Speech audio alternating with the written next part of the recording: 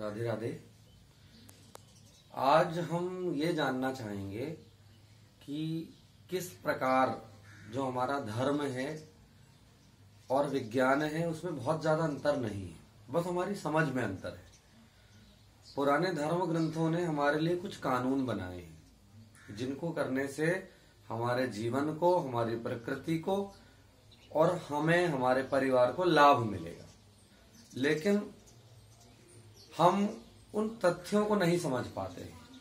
हमें लगता है कि जो धर्म कहता है, जो पुराने रीति रिवाज हैं, वो सब रूढ़िवादिता है। बिल्कुल ऐसा नहीं है। हम श्राद्ध पक्ष में कौवे को भोजन कराते हैं, इसमें हमें लगता है कि रूढ़िवादिता है, क्योंकि हमने यही सुना है, यही जाना है कि कौवे के रूप में हमारे पूर्वज आते हैं और ग्रहण करते हैं।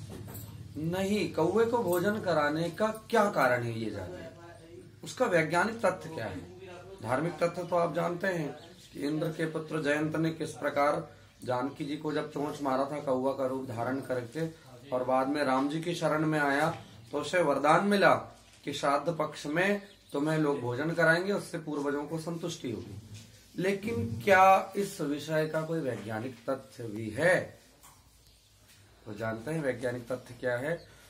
इसमें वैज्ञानिक तथ्य यह है कि दो वृक्ष, पीपल और वट वृक्ष, इन दोनों वृक्षों में यह सामर्थ्य होता है कि ये 24 घंटे हमें ऑक्सीजन प्रदान करते हैं। और ये वृक्ष पूर्वजों में भी पूर्वज कहे जाते हैं, क्योंकि सैकड़ों वर्ष तक पीपल का वृक्ष हरा भरा रहता है। एक असीमित काल तक वट वृक्ष वैसे का वैसे ही बना जा रहता है, इसलिए उसे हम बूढ़ा वृक्ष भी कहते हैं कि हमारे पूर्वज हैं। और ये वृक्ष की उत्पत्ति कैसे होती है?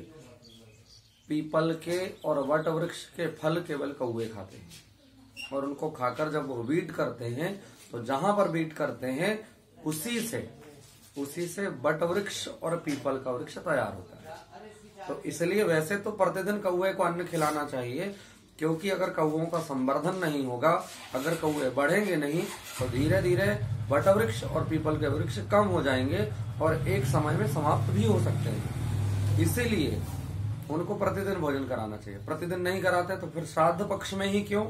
क्योंकि यह वह समय होता है जब मादा कौवा पक्षी अंडे देने की तैयारी में होता है, और उस समय संवर्धन के लिए, शक्ति के लिए अति आवश्यक है कि उसको अन्न प्रदान किया जाए। तो श्राद्ध पक्ष के इस समय में उनको अन्न प्रदान करने से उनका संवर्धन होता है, वृद्धि होती है, और फिर हमारे द्वारा अन्न से जब उनका संवर्धन होता है, उसके बाद जब वो पीपल और वट के फल खाकर वीट करते हैं, उससे जो वृक्ष बनता है, उस वृक्ष के कारण हमारे पूर्वजों को शांति मिलती है। हमारे पूर्वजों की आत्मा को शांति दिलाने के लिए कौवों का संवर्धन करना अति आवश्यक है। धन्यवाद।